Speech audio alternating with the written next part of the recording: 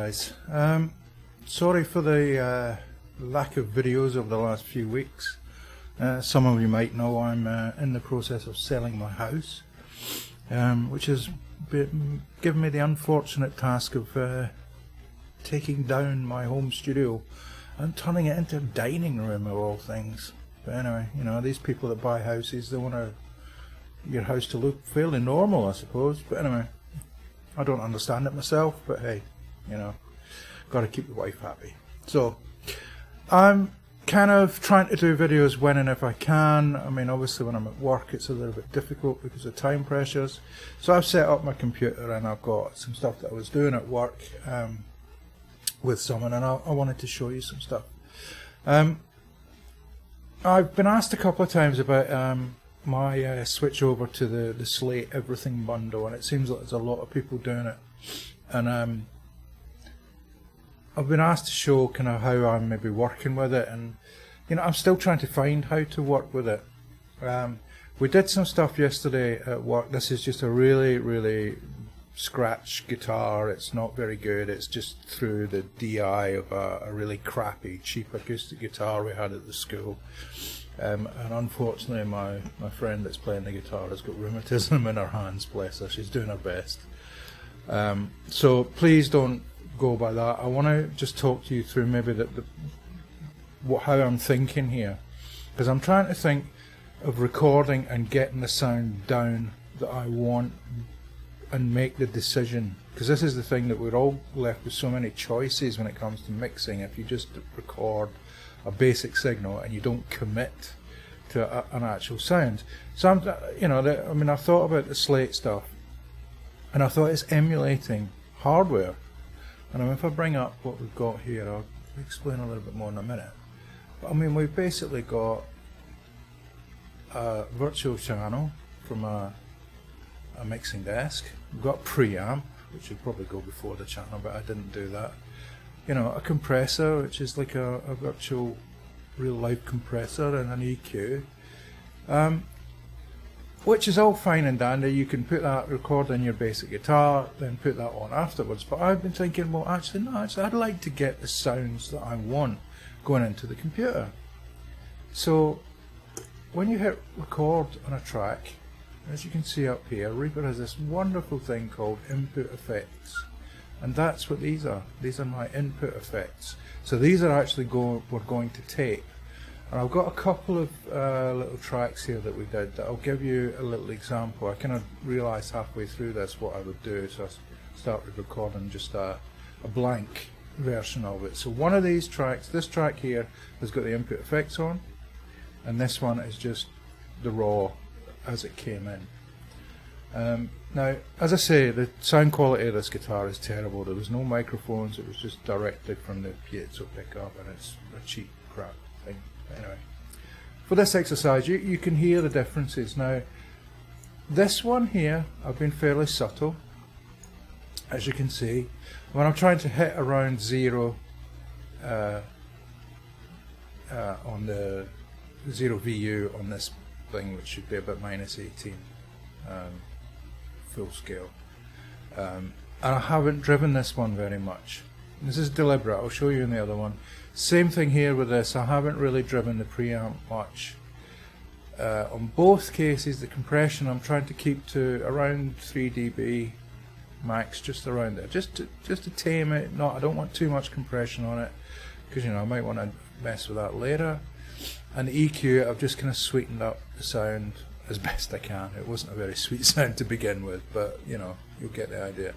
So what I thought I'll do is I'll play you what we've got coming in. So what you'll hear now is the guitar as it comes in, with the input effects on, and then I'll solo up the blank version, and you can hear the difference between the two. Then we'll go over to the next project, where I've been a little bit more adventurous with it and a little bit harder with driving the preamp, etc. But let's just have a quick listen to this and you'll see what I mean about what's going on.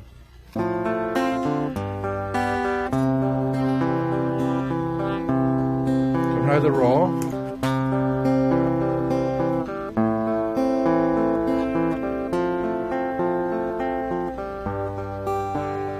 Processed.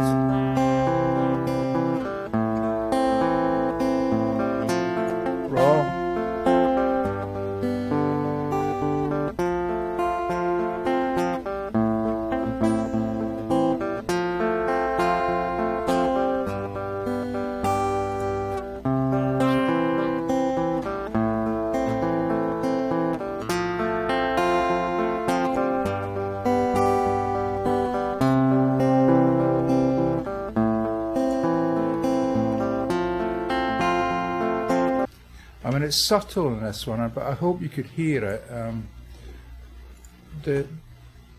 The affected one is a little bit more refined, but it's the EQ that's doing most of the work. The preamp and that isn't doing so much. So it's mainly the EQ that's doing the work in that one. But if we go over to the next one, where I've pushed the input a little bit more, you'll get a better idea. So if we switch over now, there'll be a little gap.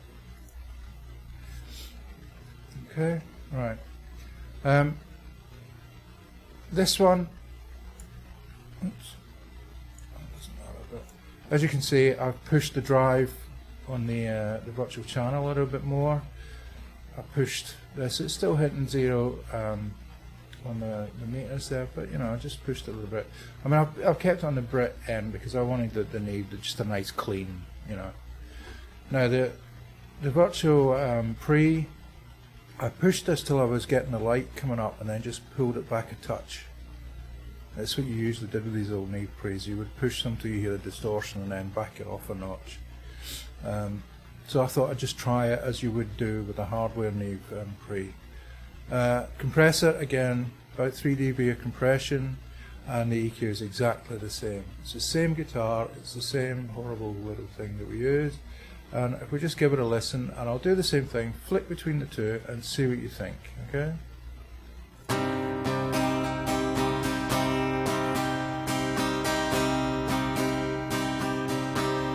Raw.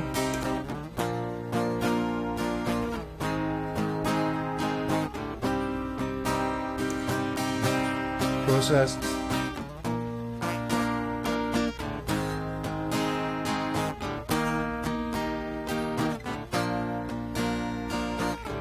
Raw.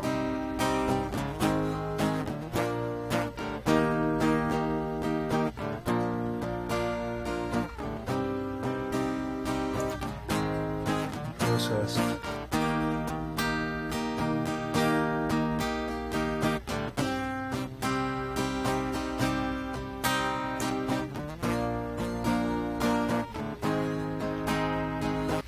Now that's a little bit more obvious in that case because I did drive into the virtual channel and the preamp a little bit more, so that was doing a little bit more work. The EQ was just giving us that nice polish, you know, just to finish it off. So there's just an idea for you guys when you're recording. If you want to do a little bit more commitment on the sounds you want to produce, you can make use of these input effects in Reaper, and it will print the effects. I mean, I tend, when I'm using this, do a light touch, just a little bit of compression, get the preamp sounding what I want, a little bit of EQ. I mean, this EQ you could really crank and it will always sound nice, but just a little bit, just ducked out some 400, boosted a bit 4K and some air on the 10K, and I did a little bit of a high pass up to what? Up to about 200, I think, 124, sorry, and then I boosted at 100 just to give a little bump there. So yeah, I mean, just food for thought, and an alternative way of using the Slate plugins. I mean, if you think about when you're recording, you'll use a preamp, a compressor, maybe an EQ as it's going in. You can do it with this on your input effects. So thanks for watching. And I appreciate all the new subscribers. It's really kind of, we're getting a lot of emails with so-and-so subscribed, so-and-so subscribed. It's really cool, even though I haven't been putting videos out, I'm sorry. But I will be making more of an attempt now that Christmas and everything's over to make a few more of these videos. I mean, they're a little bit scrubbed together because I'm just not set up at home, and I just really can't get away with doing it at work because I haven't got the time to spare at work. To make videos there. So I hope you appreciate my little dilemma, and I hope you keep watching, and I'll see you in the next one. Cheers folks, bye.